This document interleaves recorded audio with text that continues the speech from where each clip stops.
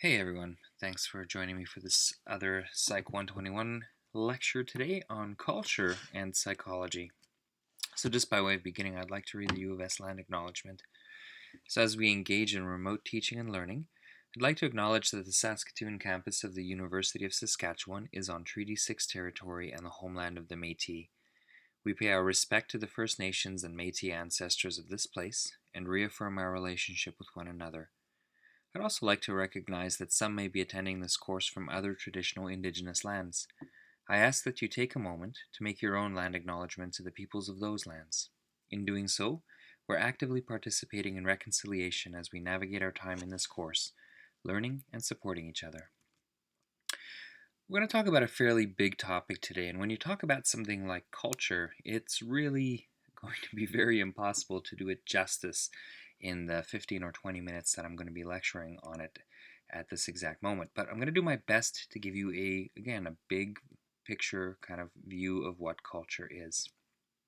Now, we've talked a little bit about research methods in general, but in social psychology, which is the branch of psychology that tends to study things like culture, what we're interested in, what social psychologists are interested in, is understanding how these cultural forces influence psychological processes.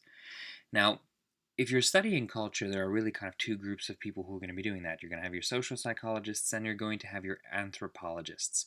And both of these groups ask very different questions about how to understand culture and use very different methods for how to understand culture. So, for example, anthropologists will conduct ethnographic studies, whereas a scientist will, in an ethnographic study, the anthropologist will spend time observing a culture and conducting interviews and really trying to understand the culture at such a nuanced level. Whereas social psychologists tend to study cultural psychology often via interviews, using open-ended questions and those types of things. And in both of these types of methods, we're trying to understand how people define their culture. And what happens then is that we can make some group comparisons based on the themes that are created by researchers. Now, cultural psychology is distinct from what we call cross-cultural psychology, because in cross-cultural psychology and in cross-cultural studies, what we're trying to do is compare between two different groups. And so in order to do that, we have to use very standard ways of measuring so we can actually say that we're comparing apples to apples, instead of saying we're comparing apples to oranges. And so the methods then would obviously be very different. So instead of using open-ended interviews, you'd look at using standardized rating forms in order to understand how people understand their culture, and then be able to compare that to how other people would understand their culture. Now, both ethnographic studies and cross-cultural studies have their advantages and disadvantages, right? So for ethnographic studies, they're very culturally sensitive. They study people in their natural environments, but also you can't really make those comparisons between cultures. On the cross-cultural study side, you can make those comparisons between groups, but oftentimes it is vulnerable to ethnocentric bias. And what we mean by that is that the people who are conducting the research may bring their own biases into interpreting how things in cultures should be or are. And so these types of things are important to kind of keep in mind. So for example, Diener and Oishi in 2000 examined the relationship between money and happiness by using a standard scale for responses. So everybody would answer on kind of a 1 to 10 rating scale. And what they found was that across more than 40 nations, money was generally associated with higher life satisfaction, right? But the problem with that too is that a study like that could potentially be vulnerable to ethnocentric bias. So in the West, where money is a large predictor of happiness and really a driving force of our society, we could then interpret that and say that, well, that's the same for every society. And we know that not everybody is driven by the same kind of values. Money is maybe a bad example, but the point being that we know across different cultures that the things that are drivers in one culture may not necessarily be one in another. Now, we're talking a little bit about culture here in a very broad kind of perspective. Well, what really is culture?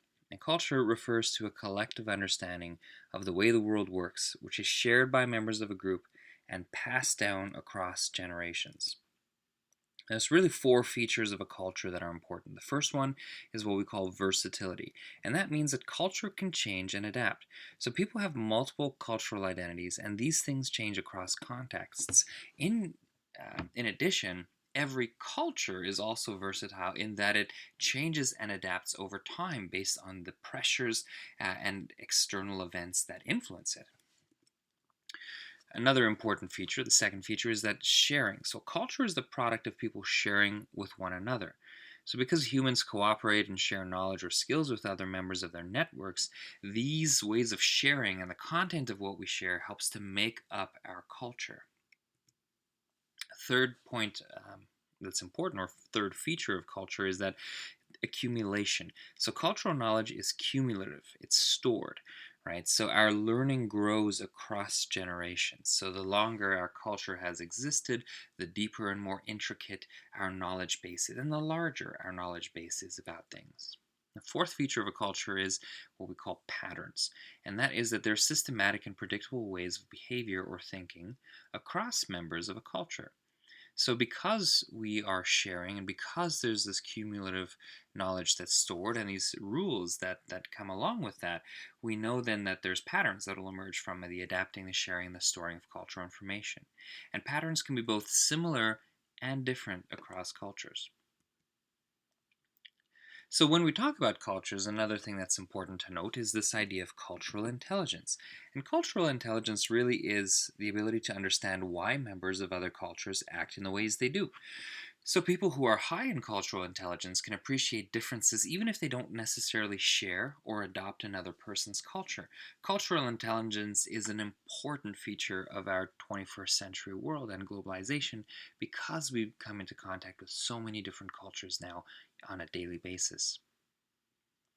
Now, researchers have in general thought about culture in about three different ways. And not even just researchers, but people as well.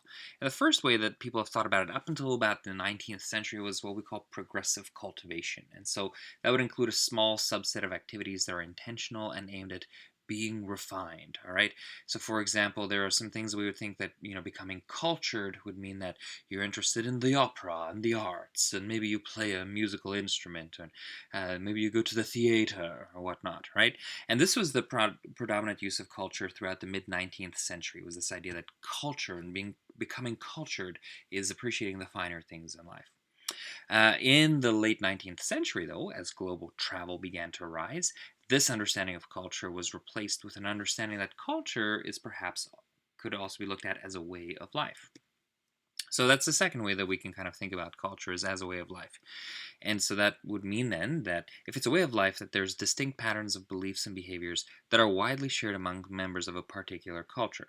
And so this perspective emphasizes patterns of belief and behavior that persist over generation.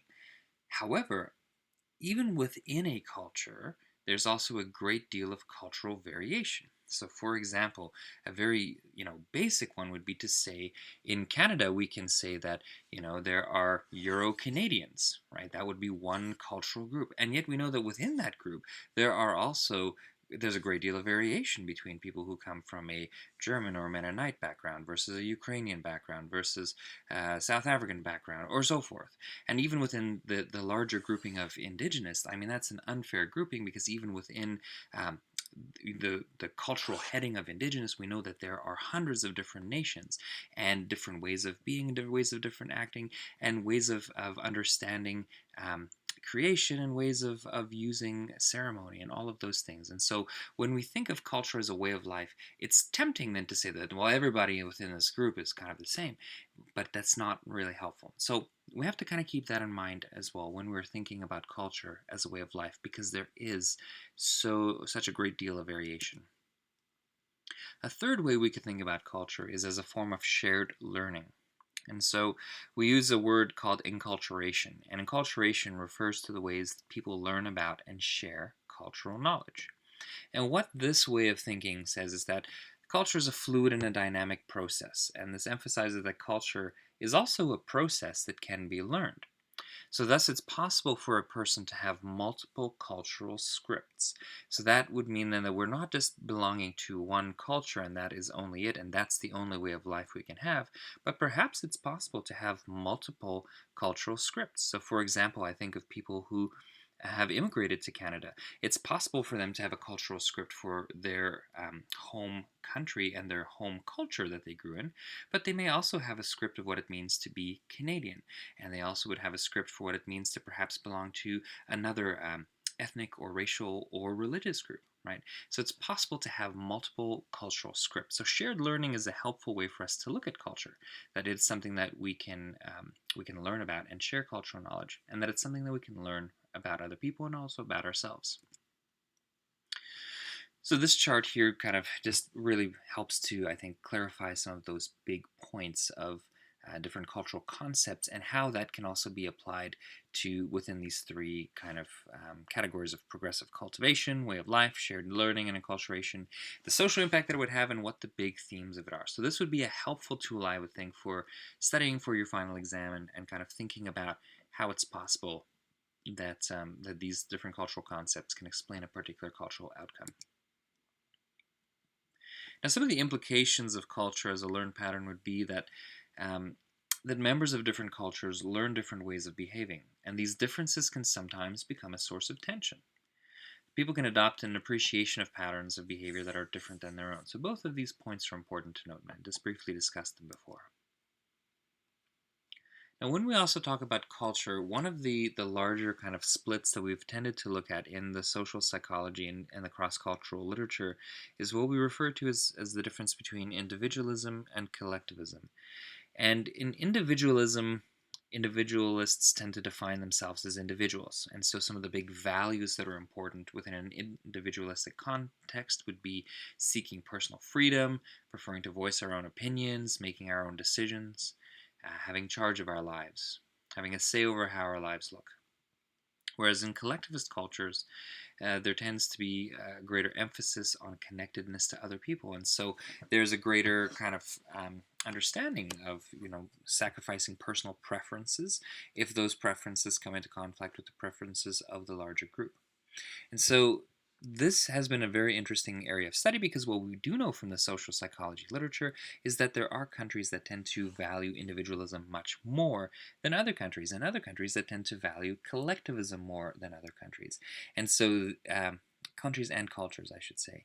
And so these comparisons can sometimes be very helpful for us to understand the cultures that we find ourselves in.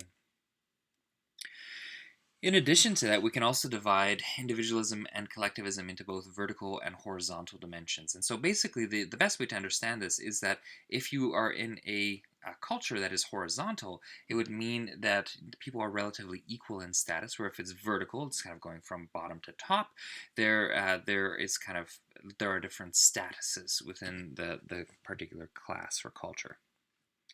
So what we tend to see here, for example, is if you live in an individualist vertical country, some of the beliefs would be that people are unique, and some people distinguish themselves and enjoy higher status. And perhaps, even we have some other beliefs tied in there, like if you work really hard, you can be successful as well. And so that would be, like a country like the United States or like Canada. Whereas if you were in an individualist country, but it's much more horizontal, you would be in a place like Denmark, where the beliefs are that people are unique and most people have the same status and have enough. And then you can see as well with collectivist countries that you can also have that vertical or horizontal component there. So, for example, Japan, where there is class and status, as compared to living in an Israeli kibbutz, which is a communal kind of living arrangement, where status is generally equal amongst people. Now, individualism and collectivism are related to what we call self-construal. And so that's the way that people define the way that they fit in relation to others. So in the self-construal, and we've just kind of touched on it, so this slide is a little bit superfluous, but individualists are more likely to define themselves in terms of being an independent self, where collectivists tend to identify with being an interdependent self. So I'm also dependent on the people around me for my own success. Now, cultural skills, how do we learn them? So if we said that culture is something that we can learn, then there has to be a way that we kind of learn it. And so there are a couple different ways that we kind of can look at that. Culture is learned through both kind of explicit teaching as well as implicit learning. So by observing and by copying. So for example, In our culture, perhaps we'll teach our kids to be polite, we'll teach them how to dress, we'll teach them what kind of religious beliefs to have about themselves and about others, the rituals that are involved in those beliefs. And, as we've talked about very briefly in the chapter 13, this idea of observational learning, people learn by observation. So we see, how others act within our culture, and so we say, okay, well, then that is the way I should also act. And then rituals, this is another component. It also teaches us what is important within our culture. So even if we think of ourselves like, oh, well, like, maybe I don't have any rituals, every person does, right? So we've got rituals surrounding, things like Halloween, and we've got rituals around things like Tim Hortons, and rituals around the Easter Bunny. We have all these kind of rituals that are part of our culture. And rituals about, whether we should open the door for someone, how we respond, the small talk that we make with people. All of these things are forms of rituals that we engage in. Now, another kind of thing to bring up is that when social psychologists are researching culture, they try to avoid that ethnocentric bias that we just talked about, about 20 slides ago. The whole idea here is that, when we're studying a culture, we want to be as objective as we can about the culture that we're studying. And so the goal is value-free research, all right? And that's, important for scientific objectivity in general, but it's also important to note that it's difficult to achieve, and especially difficult to achieve when it comes to things like culture, because we bring our own experiences into that, into our life, our study, right? So to avoid these judgments, we try to do something called cultural relativism. And that's a principle where we regard and we value the practices of a culture from the point of view of that culture. So instead of bringing our view to the culture, we just say within this culture, this is what happens. And we don't interpret that what happens through the lens of our own culture. And so when we do that, it allows us to appreciate the cultural differences that we see just for the sake of the cultural differences. However, if we take cultural relativism in its most extreme form, it leaves no room for criticism of other cultures, even if certain cultural practices are horrific or harmful. So, for example, a female genital mutilation or female genital circumcision is a common practice in certain conservative Muslim countries. And so, if we took a stance of cultural relativism towards something like that, we would say that, well, it's okay, right, because it's something that happens. And yet, there are, others would argue that there should be room as well to bring that up and say, like, hey, is that actually a good practice? Is it safe? Is it something that should be continued? And in particular, we run into these battles of cultural relativism when it comes to people moving from one context to another context and bringing perhaps some of the rituals or traditions that were okay in their home context into a new context. And so that can also sometimes bring up these questions of how do we deal then with these aspects of cultures that perhaps don't fit in particular well with our culture. But it is possible in general to kind of maintain a positive cultural relativism. So, and when we're talking about that, what we're really saying is we're aspiring that, if everybody just practiced some intercultural empathy and respect, the world could likely be a better place, and we'd probably have opportunity to have more constructive conversations regarding these types of practices and differences. All right, I'm going to pause here for a minute, and we'll pick up in a little bit.